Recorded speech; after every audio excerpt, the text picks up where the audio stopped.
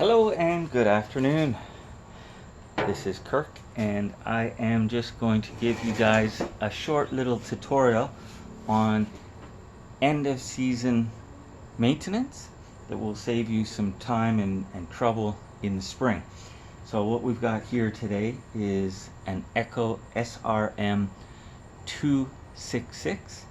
You might have the same model or you might have something similar, and what we're going to go through can apply to other Echo string trimmers, other brands, and other outdoor power equipment.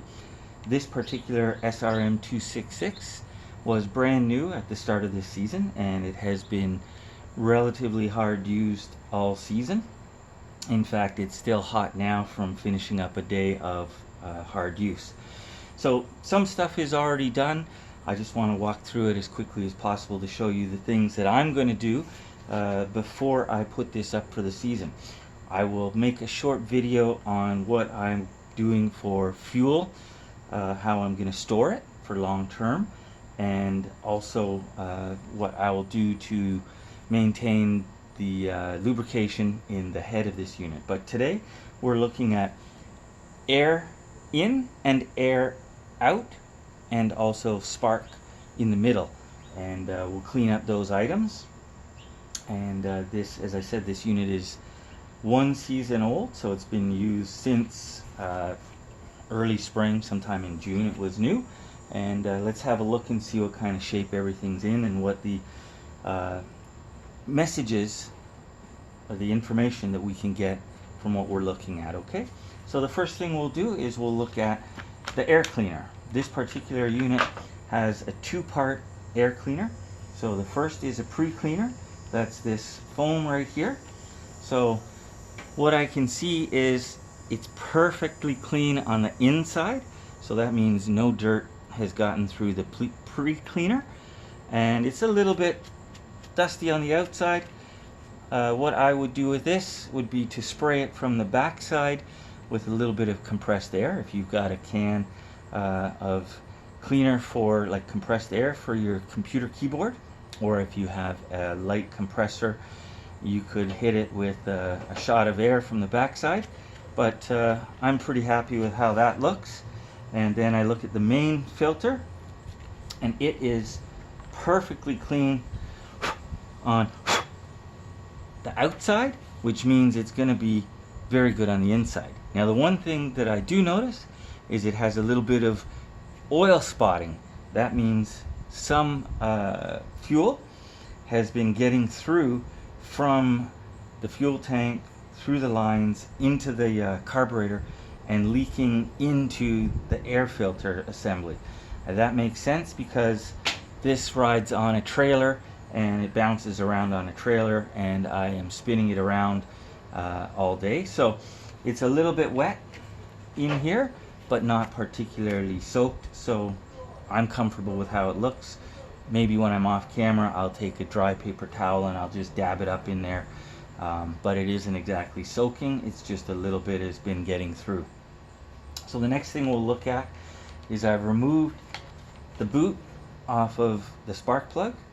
When you do that, you may want to just wiggle it first to loosen it up, and make sure that you're pinching it so that you're getting the little coil that's inside the boot, and you don't rip it off separate from the spark plug wire.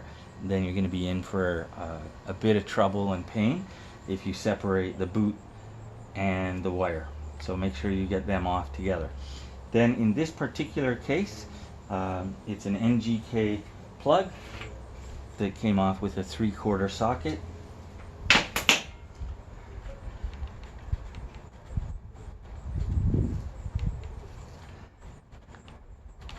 Let's have a look at what we can see on the bottom of the spark plug. It's dry and it's grayish tan in color. So this says to me the machine is running really well. There's really very little in the way of carbon buildup on this particular spark plug. A little black around where the threads are, but where the spark is happening, you can see it's dry and it is tan in color, so that is absolutely perfect. You could check your gap.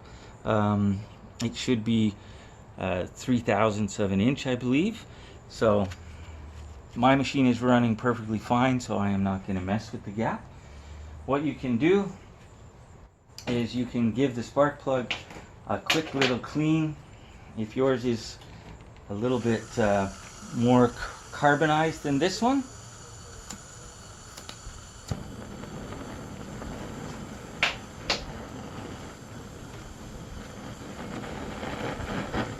give it a quick little heat up with a propane torch.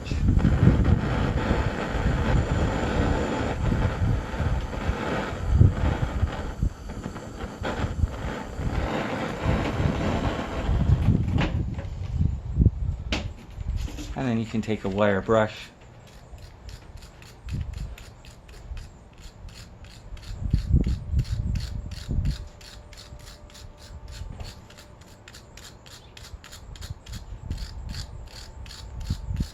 clean that carbon buildup off.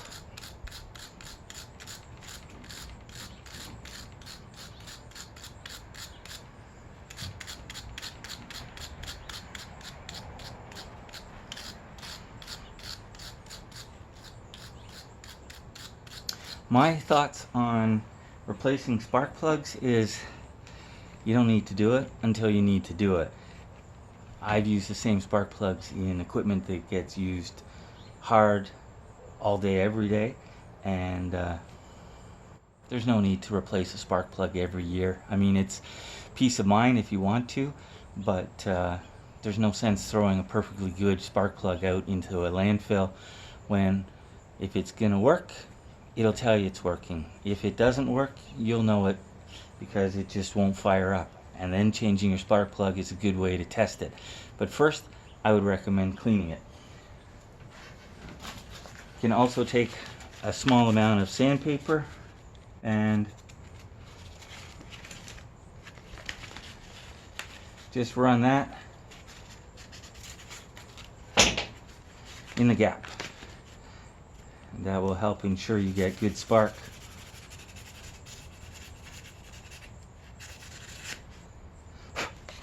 So I'm fine with that. We'll go over reassembly once we finish here this last bit. So we've got air in the combustion chamber, and then the last piece we're going to look at here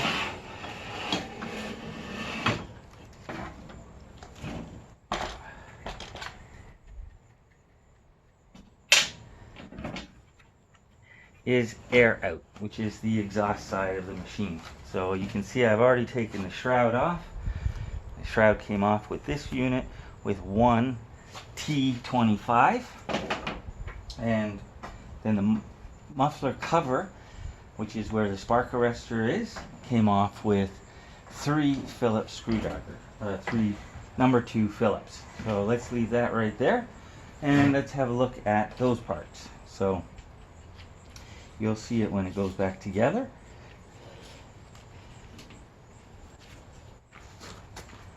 But inside, you'll see a spark arrestor.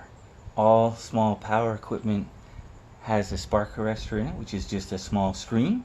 Some people take these out. I don't advise it. They're there for a reason. But they also can tell you how is your machine performing. If it's all clogged up and you can't see through it, then your machine is probably running too rich. You're not running it with wide open throttle, WOT, enough. So you should be able to see through it. Like I said, this unit has been run all day, every day, all summer, and that's the shape it's in. So what you can do again, heat it up with your blowtorch.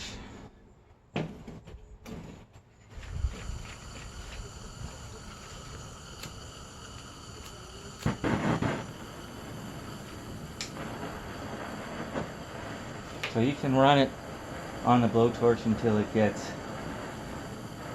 white hot, red hot. All we're trying to do is take whatever carbon buildup is on this, turn it into a powdery dust,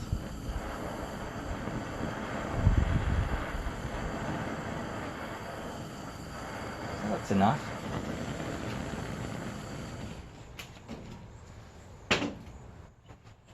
And then just hit it with your wire brush again. Some people buy new spark arrestors. Again, kind of like a spark plug. I don't think you need to replace it until you need to replace it. And you'll know because either it will have disintegrated from rust or just long use, or it'll be so gummed up you won't be able to clean it. But that one is now a little bit cleaner. It was in good shape before. Yours might be more carboned up than this. So let's go over putting everything back together now so that you can see where everything goes.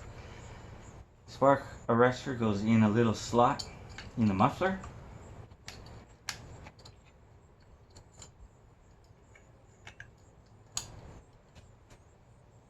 It has a cover that goes over it. That's worth looking at too. What kind of shape is it in? How much carbon buildup is on the back side of it? This one, not too bad.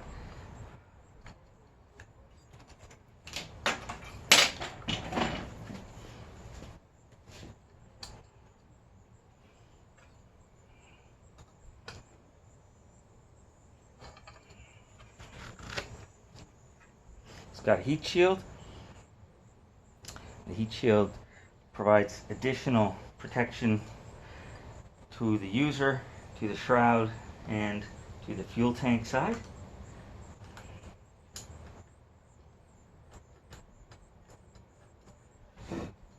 Put in our 3 small Phillips machine screws. You can use a screwdriver for this. I just happen to put them on a small ratchet.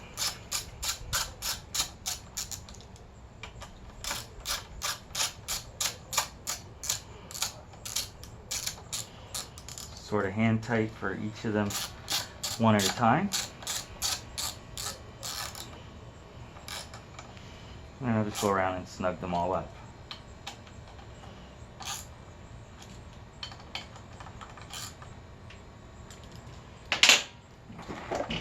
So now you can see the heat shield is on, the muffler cover is on, and the spark arrestor is in behind. Now we'll put the shroud on. Again, yours might be different. You can see it's got a couple of catches here.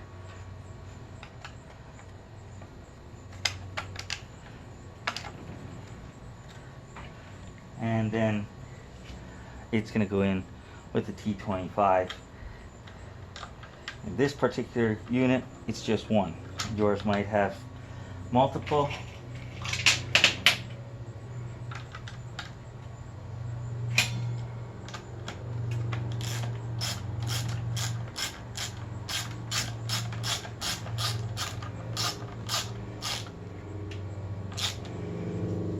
And don't over tighten, just snug it up, and that's good.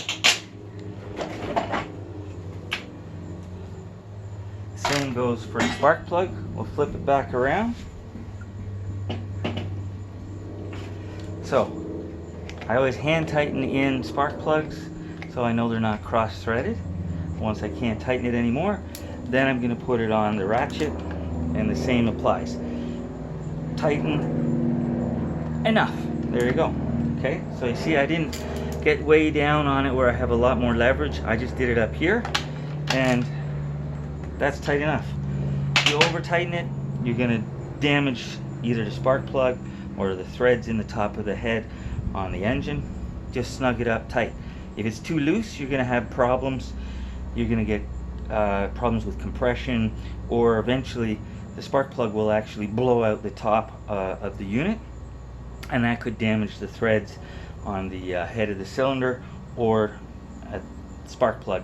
But that's the least of your concerns. It's more likely to cause damage to the top of the engine.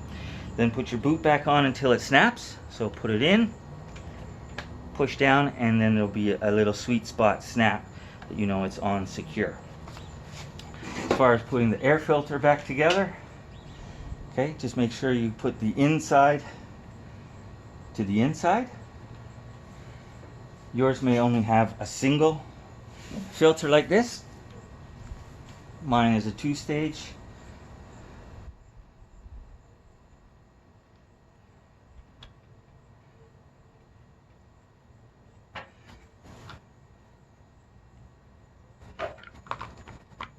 And this has a nice hand tightener on it.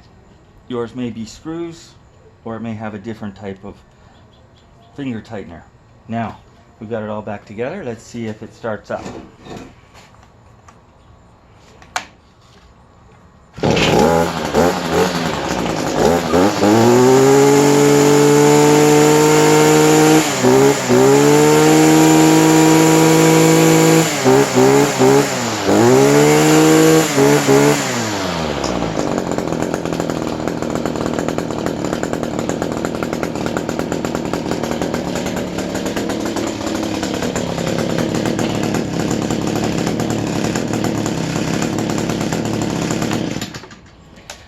And thanks for watching. That was a quick little end of season tune-up, if you will.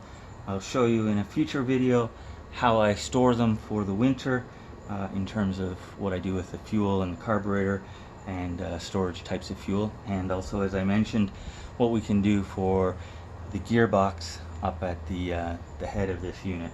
So thanks for watching, and I apologize for the crash and a little bit of a lengthy video, but hopefully this might help somebody that hasn't done these types of things with their string trimmer before. Very easy. You could see it's simple hand tools and something most everyone has at home. If you don't have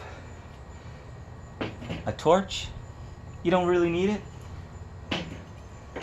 It's enough to just have the wire brush to clean up those parts. Mine were already hot from use, so that's a good time to do it as well.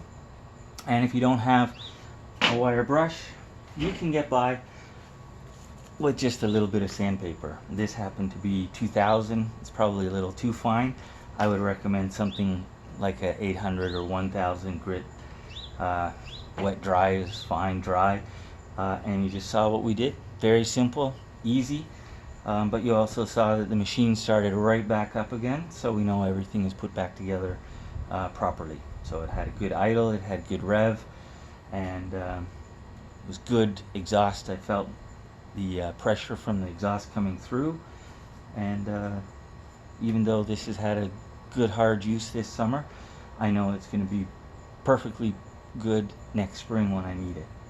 There's still a couple of months to go for me now, but hopefully this will help some of you as you get ready to put your lawn and garden small equipment away for the season. Thanks for watching. Have a great day.